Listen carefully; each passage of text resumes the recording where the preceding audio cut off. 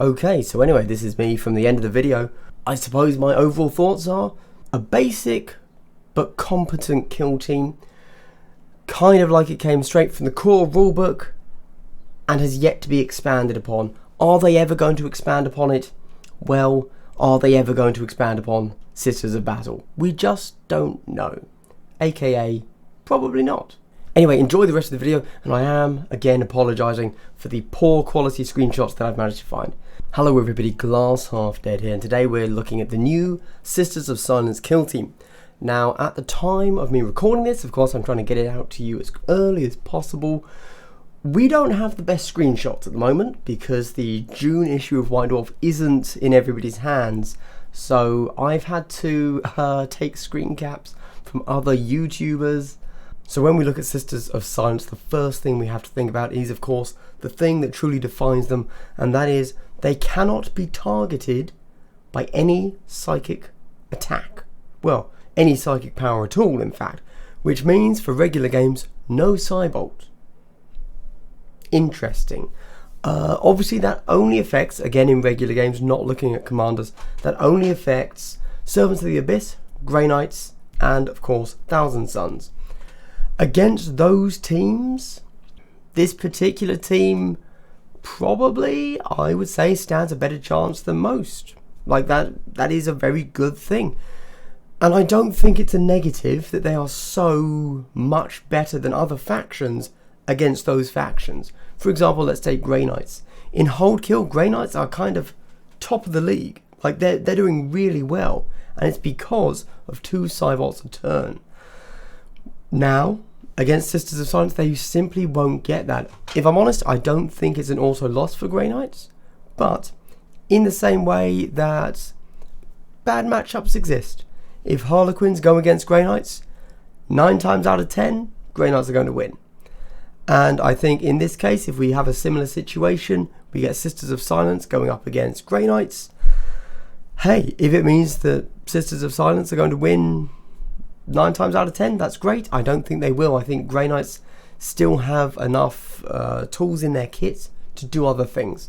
The other thing I will quickly point out is that Sisters of Silence, if you're playing in commanders, have an extra ability alongside the cannot be targeted by psychic effects, but also for every Sister of Battle up to a maximum of 4, you take that away from the enemy's psychic roll. So if you need to cast something on a 5, like a Psybolt, you would now, assuming that there are 4 models within range, you would have to try and cast it now on a 9, which is pretty huge. Obviously, normal games doesn't matter, but if you're looking at commanders, you might be looking at, Gate of Infinity, which is quite a classic deep strike, and that's definitely something to keep in mind. Here you go. So anyway, we start off with the 3 data sheets that Sisters of Silence are going to get. This is exactly what they get in 40k, so there's actually nothing particularly weird here. In fact, the only change seems to be 2 things. One, Flamers in Big 40k are 6 points, I believe.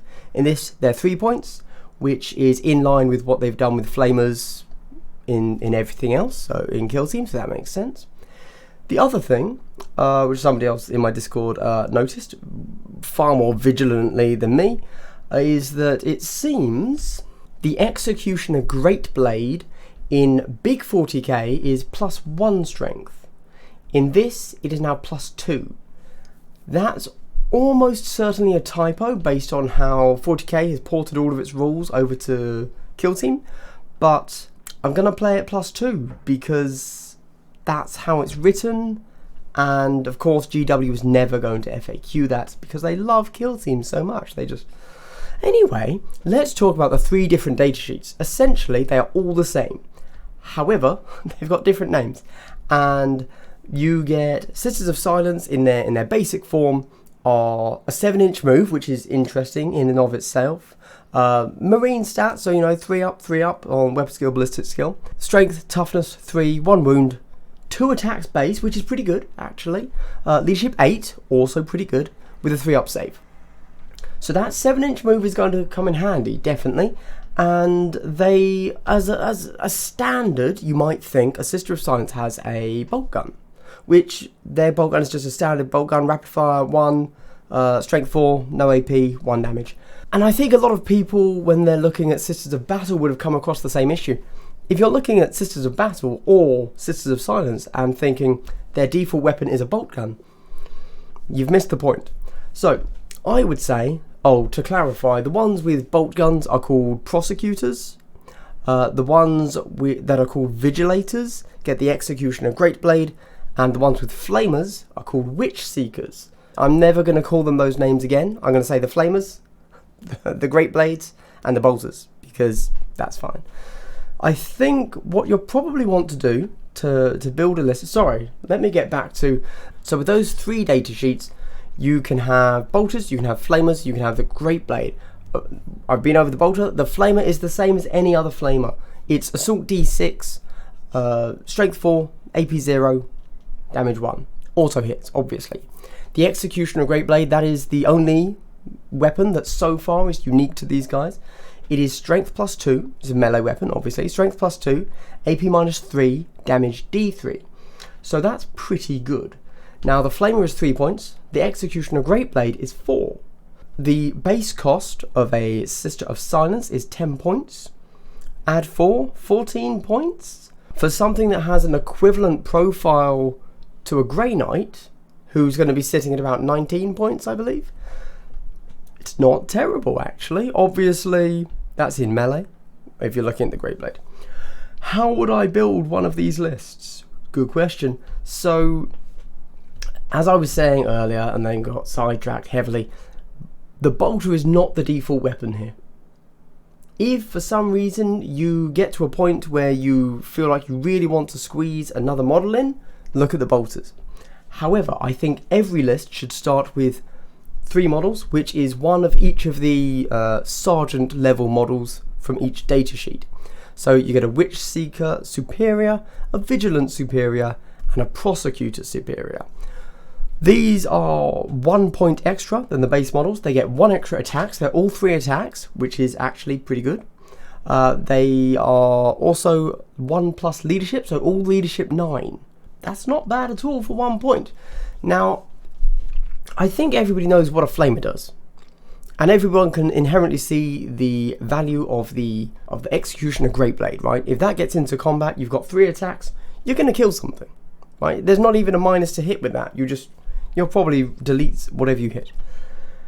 The reason I would say you want to take 1, and probably only 1, and probably make this one your leader, I'd probably guess, the Prosecutor for the bolters, is that you have a tactic.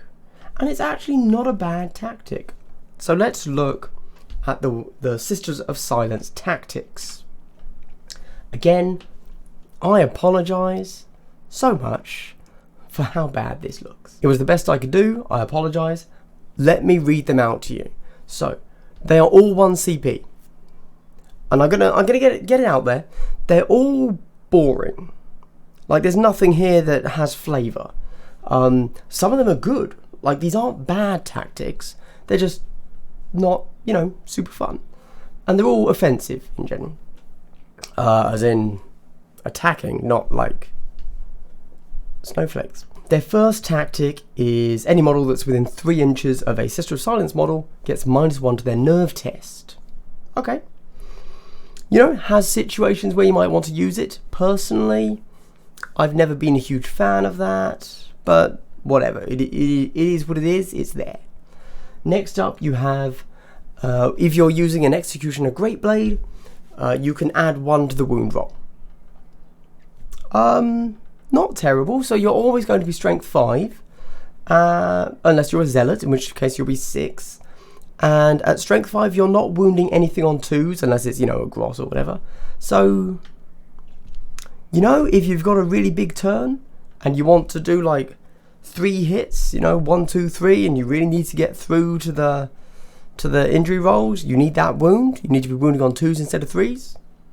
Maybe. Next up, the ones with flamers can change it from an assault D6 weapon to an assault 6 weapon.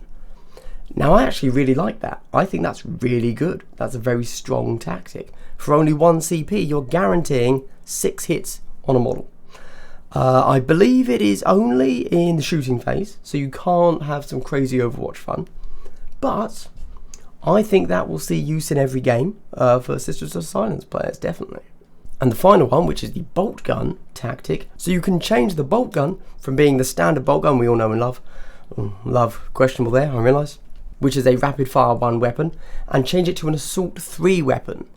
The difference there, however, is that the bolt gun is 24-inch range, but when you change it to the assault weapon, it has to become an 18-inch range.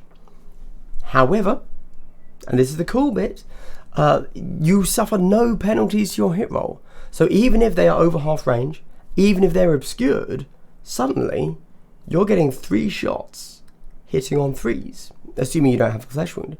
That's actually pretty nice. Almost to the point that I would want 1 or 2 Sisters of Silence in there with bolt guns so that I can use that. Not only does it give you quite a lot of maneuverability, you can move anywhere you want, and don't forget 7-inch base move, then you can advance and still shoot with that.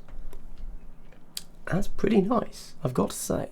Now you play that in the shooting phase, so obviously you would have already decided whether or not you're going to use it in the movement phase, but if you're going first and you have the option of reaching out and the enemy's like, oh, well, you advanced, you have a bolt gun, you therefore can't fire, and they move somebody directly into your line of sight, hey, suddenly at the beginning of the shooting phase, because you were going first, you didn't know where they were going to position, you can give yourself another option for only 1 CP. And anyway, that's the Sisters of Silence done.